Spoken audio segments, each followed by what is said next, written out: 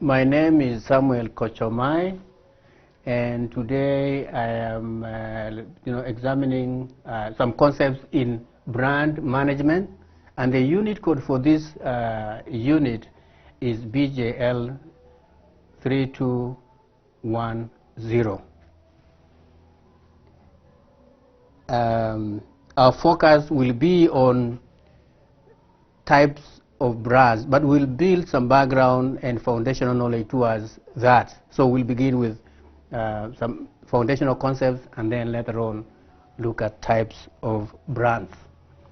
And so in our series of lectures this semester, our first lecture has been brand management, and those are the key concepts.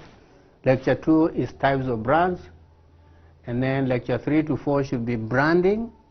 Lecture 5 to 6 still continuously branding, and then lecture 7, 9 brand loyalty. Lecture 10 to 11 brand elements. Lecture 12 brand equity.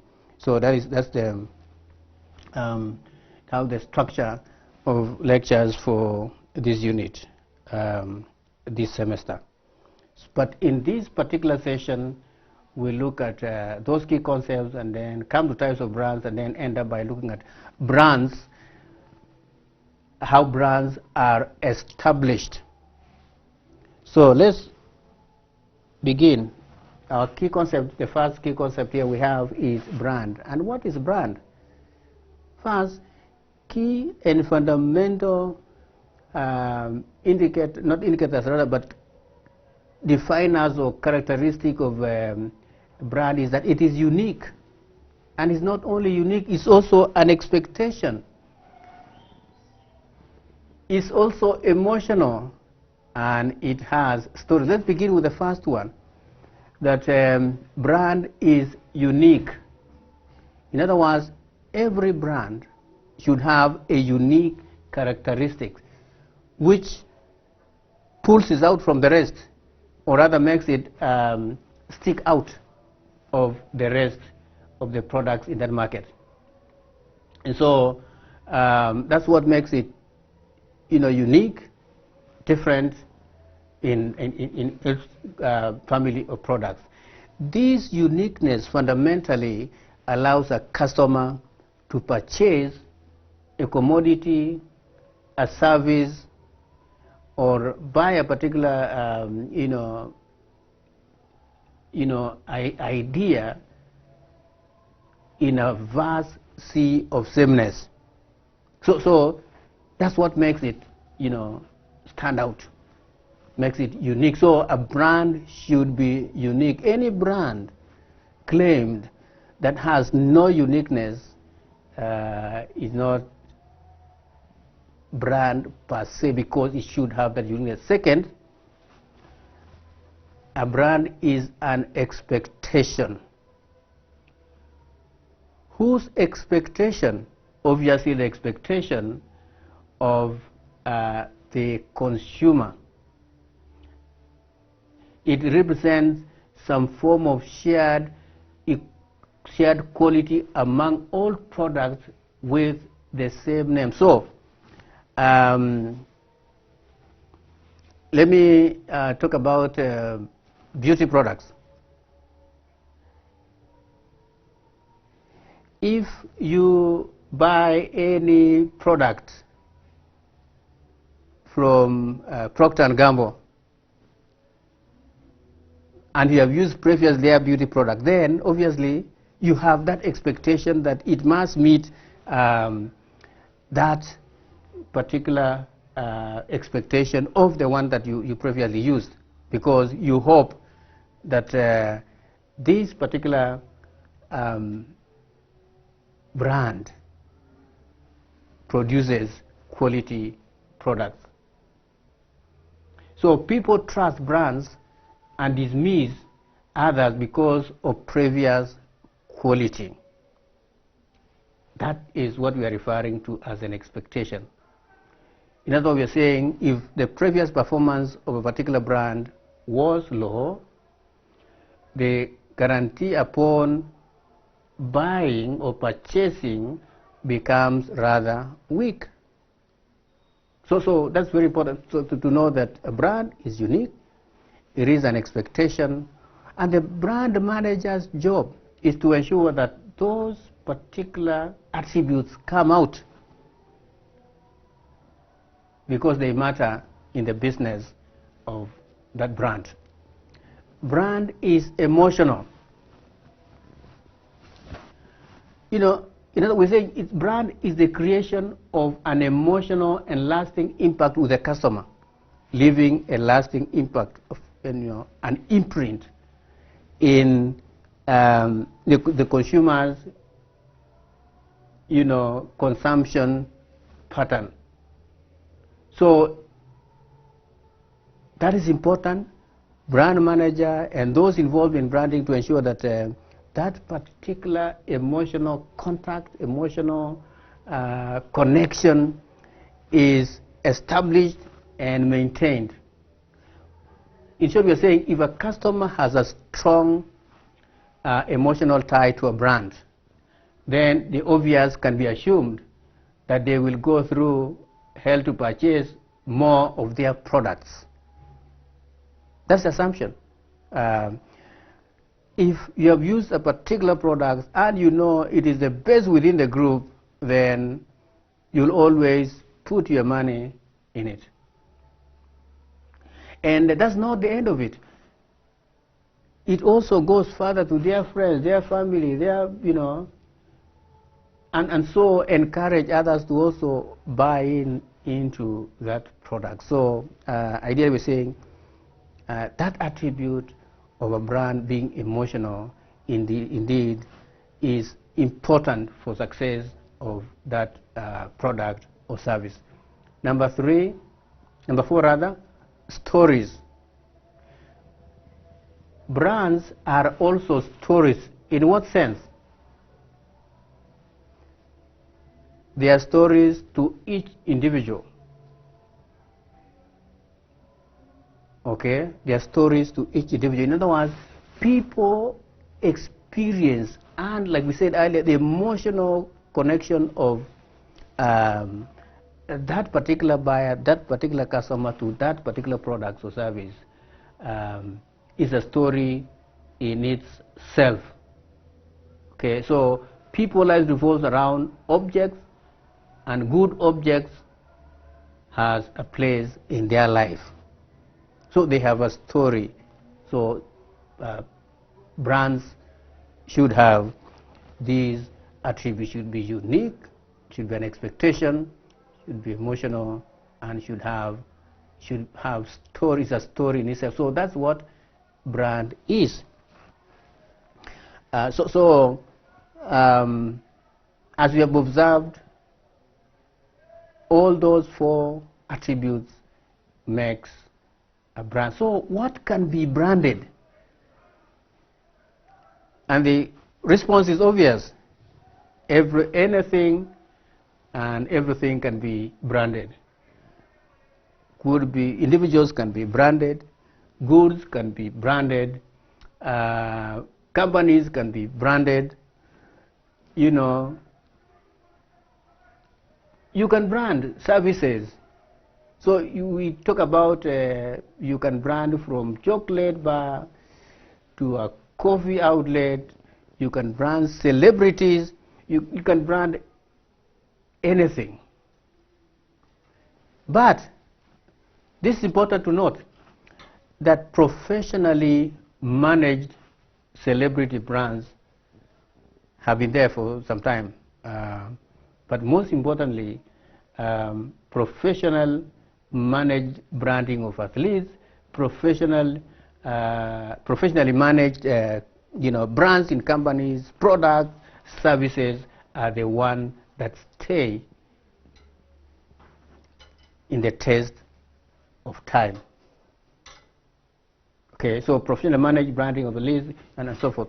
So, but creating a strong brand for a person, for a product, for a service follows the same principles. It follows the same principles. Okay, so as you brand an individual, brand a service, brand a product, note that same principles apply, but how you work with these principles is what matters. And say, for example, branding, a person. Branding a person takes more than good looks and perhaps a famous spouse or whatever, but starts exactly with the same principles any brand strategy employs. And that is important beginning point in our observation today. So we have talked about a brand and what can be branded. Let's look at brand management, which is the next important concept. I have sampled a few definitions. I think I'll read all of them. There are a few things I want to pick from them. The first is that a brand is a fulfillment in customer expectations and consistent customer expectations. So it's not only fulfilling of customer expectations, but consistent customer expectations. This is the thing that customers continue needing more and escalating their expectations. And what brand management should do is to ensure that they continue to move with these expectations, so that you move along with the customer, for that matter. Second is that it is the process of creating relationship or connection, what we call emotional earlier, between a company's product and emotional perception of the customer for the purposes of generating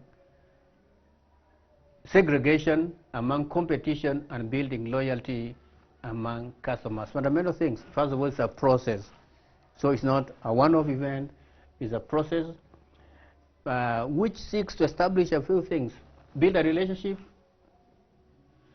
of a product and link that to emotional connection of the customer, so that this product becomes, you pull this product and elevate it in the sense of that,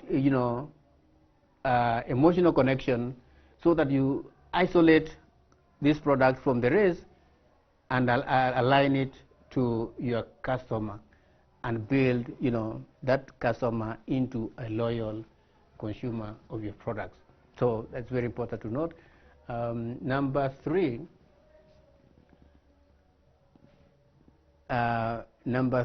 which I've highlighted many places, suggests that brand management is a communication function that includes analysis, planning on how that brand is positioned in the market, which targets public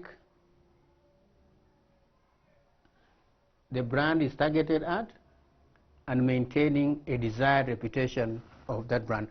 I have taken this definition because it has it attempts to describe the brand management process. That it begins with communication, which is a process as mentioned by the definition number 2. So it's a communication function that begins with analysis. Then from your finding of those the analysis, then you do planning.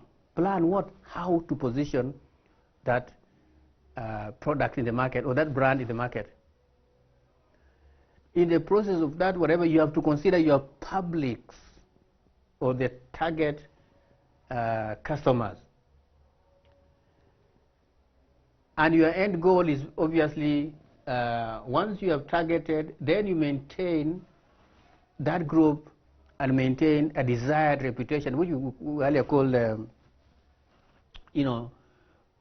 bring out your product so that your customer believes it is the only one, and give that customer that emotional connection so that that product stands out as the only one, and the customer will continue being loyal to your product. So that's maintaining a desired reputation, and we are saying from the perception of the target customer. So to do that requires that you develop a good relationship with your target customers for your your brand management. And so brand management involves management of two sets of elements. The first set of elements are tangible elements. You go to manage those tangible elements. What are those elements? They include the product itself. Okay, the product itself. And we are saying the product itself. And here, because we're using using branding across a wide scope of thinking, we're saying, if it's a political party, for instance, it's the product itself. Okay, so it has to do with the product. Is it a party that has simple name, acceptable name, with the people you want to sell to them, and then the look. Sometimes colors, sometimes the symbols you use can can attract public to accept and embrace that party or not. The look, and then the price. What is it? What is the cost of having that? I use this example of gaining, and then of course the packaging. Packaging obviously produces the look. Okay, packaging is a step that moves to produce the look. So those are tangible elements: the product itself, the look, the price, and the packaging. But there are also intangible elements of brand management, and this includes consumer experience and the relationship that they have with that brand. I think sometimes it's easier to manage the tangible ones, perhaps considerably. Consumer, these intangible elements are a bit challenging in managing the brands. So if you look at what brand management means, it just means the process of bringing that brand into being and having brand loyalty in the end. Let's look at types of brands. And just to note, there are various types, or rather typologies or criteria used to classify types of brands. This is only one of them. This is only one typology. There are various typologies out there in scholarly books and in other writers, among other writers. But we are going to use this for our discussion, this typology for discussion. The first of these types of brands include the first one is the mega brand. Mega brand. Second is a primary brand. Third, sub brand. Fourth, house of brands. Fifth, branded house. Let's talk about each one of these. Give each of these attention each. So a mega brand is a brand which places upon everything it creates, places its name upon everything it creates. And some scholars have observed that this is very common in the among Asian companies, like Sony. When Sony creates something, it has to have, Sony label on it. Hitachi, LG, Mitsubishi, Toshiba, among other brands, among other brands. So that is what we call mega brand. For example, Sony has, I think, a computer Vio, or something, and then they have television, they have a phone, they have, Sony has headphones, earphones, and many other related. So that's basically what we call the mega brand. A brand which places its name on everything it creates. Second is a primary brand. This is a brand that does not have offshoots. And they observe that this is very common, although it's not only about this group of businesses. This is said to be very common among fast food restaurants. But that's also that also comes with a problem, because when one has a problem, all of them will have a problem. So it can cause crisis. Let's say in the fast food restaurant, one is found with some unaccepted practices, then the entire chain will have to suffer because of that one. Third is sub-brand. Sub-brands are those with an overarching name in one product category with differing varieties. Okay, so that's a sub-brand. One name in one product category with differing varieties. So, and there's an example given there. Potato chip, business. So they have like baked line, the light line, and the various flavors in each.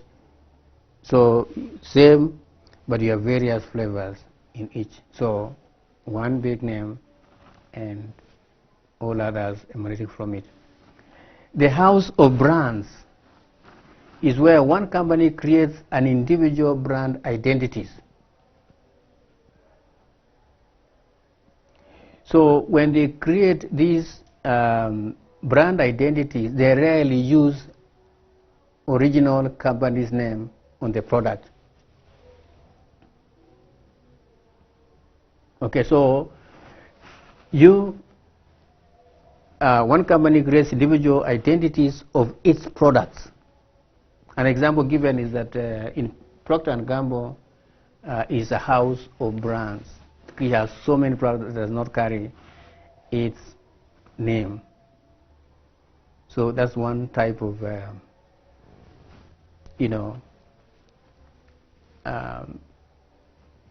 of brands. Then we go to the branded house. Branded house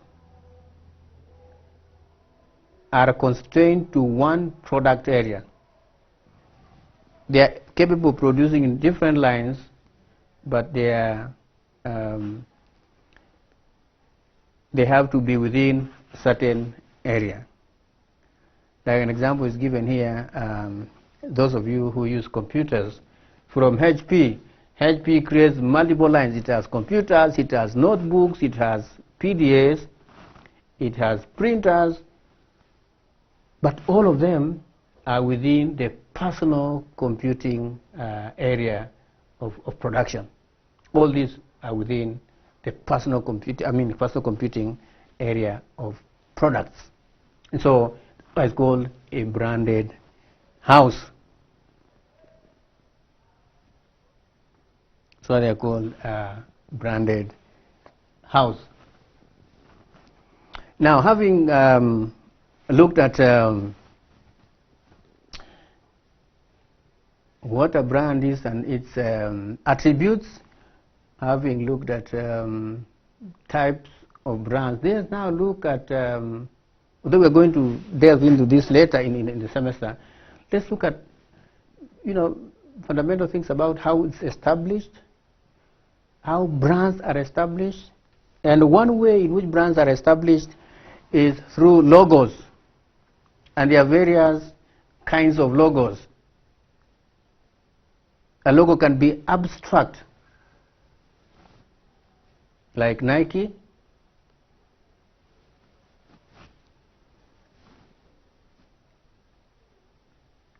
okay? That's an abstract, a tick.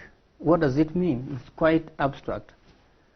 But it has its own meaning of, and so, although Nike is just a tick, many people have no clue what it is, But I think because of having stayed in the market for long, it has become a popular whatever. Then number two, logos may be organic. Like in Kenya, there is Kenchik. Kenchik is organic. Why? Because it is less abstract. Although they say it's still difficult for consumers to embrace an organic logo. There are, of course, exceptions. Why are we saying it's organic? Because you see the chicken. So Kenchik is an organic logo. Okay, so that's important to note. Number three among logos, type of logos, is the name. Like Amazon.com. Amazon, the name, Amazon. So, but the observation is that an overwhelming majority of companies simply use their names as their logos. The second way in which you can establish a brand is through product name. And one of the ways in which brand names help establish a brand is that naming a brand is so essential. And it must have the following. It should be memorable. It should be protectable. That means it should be copyrighted, or it has possibility of being copyrighted. In other words, that suggests that there are names you cannot copyright. So the name should be copyrighted, and then it should fit within, fit with the product, should have a match-up with the product. So that's so much about the naming essentials, how important those, naming attributes or naming, mechanics are important. Number two is that we want to look at the 5 types of brand names. Brand names can be synthetic, metaphoric, descriptive, proper, as well as acronyms. So what are synthetic names? These are names obviously created in order to have a stand-alone right. Okay, so that's stand-alone right. Such kind of names are synthetic. Number two, metaphoric names. These are names that borrow from another object or existing phrase to create their names. And I said some products, rather some companies, some products use lion, for example, as their name. So that's a metaphoric name, suggesting that the products or that company is like a lion, having the attributes of a lion. And a lion is strong, a lion is powerful, and the lion is always, you know, the king. So basically, if you want those attributes, those metaphoric attributes to come out, then you pick metaphoric name. Then names may also be descriptive, describing essentially what you offer. Okay. So for such kind of brands, you already know what is in for you if you are pursuing or intending to buy that particular product or service. Okay. The fifth type of name is a proper name. And I said, in Kenya particularly, you know, law firms are commonly named after the people who own them. So you'll find Joseph and James, you know, and you know, or Otieno and Kamau, advocates. That essentially represents proper names, names of the people who own them. Then on that list of types of names are acronyms. Acronyms are generally names that were too long for printing and were commonly referred to as by customers. So essentially and eventually the company that owns the product decides, good, if this is how the customers want it, let it be. And I gave an example of FedEx.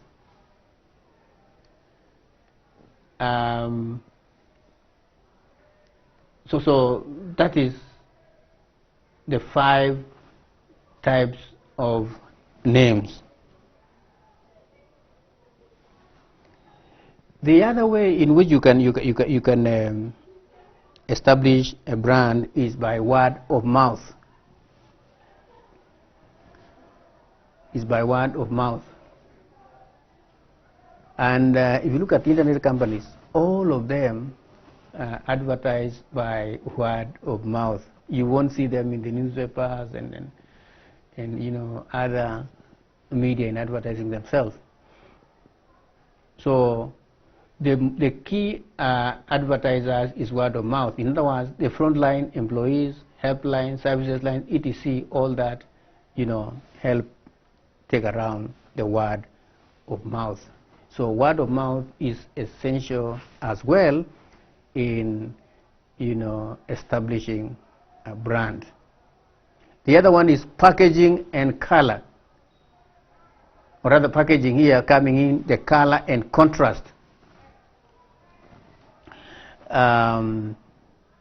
Essentially you're saying your color should stand out, and I want to use the basic colors of Kenyan mobile network companies in Kenya.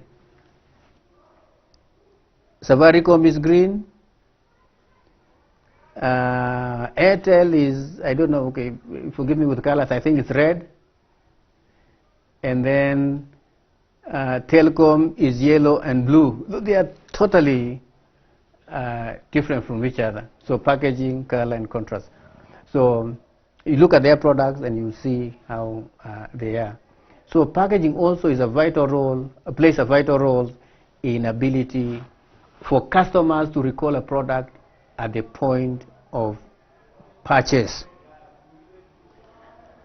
A company attempting to stand out often chooses colors that differ greatly from their competitors. If you want to stand out, but if you want to siphon, or rather, not siphon, rather, but get closer to your competitor, still that is also another way. So bright colors attract attention and are easier to remember. So you can see why the Kenyan mobile telecom companies have bright colors, all of them.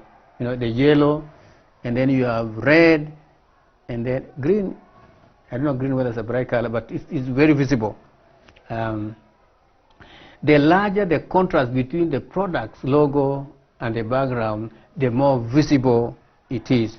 So that contrast between the logo and the background is key in making your product more visible, and therefore eventually leading to establishing that brand in its market. Okay, so that's how brands are established. Advertising in one way of establishing, but if you're already in there, you can re-establish your brands in the minds of the consumers. You can re-establish if you have lost that leeway and that the gain you made before. Then advertising also reinforces loyalty. You remind your customers that here we are, the products are here for you, we are here for you every day, every evening, 24 hours a day, and so forth. Repetition is one strategy that advertising uses. Why? Because of the belief of last in, first out. Okay, so you have to constantly stay with your customers through advertising. Then, of course, advertising helps bring in new customers.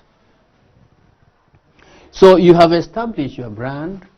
It is now time to maintain that brand. That's a challenge. Because yes, you have gone out there, you have been known, people know your product. But if you disappear, then also, you might lose the existing customers, and you give them opportunity to go and try some other products. So in maintaining a brand, these are some of the tips. One, stay within the expectations. Don't lose emotional attachment. Keep emotional attachment. Trim dying extensions. We talk about if you're introducing products and services and they don't seem to do well, trim them out. Handle any crisis professionally. Increase value. And one way of increasing value, of course, is sub-segmentation. But of course, that is maintaining a brand. But how can branding division or in a company undermine brands? One way is when they introduce poor line extensions, introducing products, introducing different things that alter the way the brand has been in the past, and then changing quality when when your customers come in and then they realize, no, you've gone, this is not the service or this is not the product we have had in the past. Then adapting too slowly.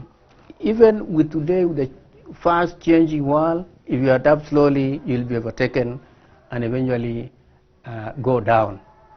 And then losing focus is one other problem with, is a one way in which you can undermine your brands.